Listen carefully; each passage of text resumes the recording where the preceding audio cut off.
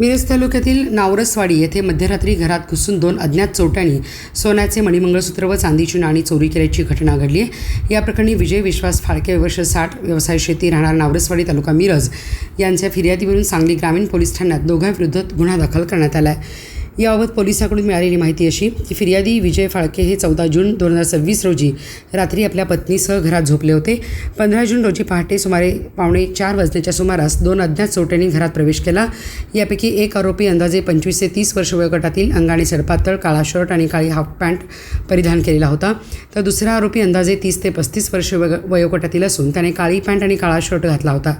या दोघांनी घरातून 20 ग्रॅम वजनाचे काळे मणी आणि 2 वाटे असलेले अंदाजे 60,000 रुपये किमतीचे सोन्याचे मणिमंगळसूत्र तसेच प्रत्येकी 10 ग्रॅम वजनाची जुनी वापरातील 4 चांदीची नाणी अशी एकूण 65,000 रुपयांची मालमत्ता चोरून पोबारा केला।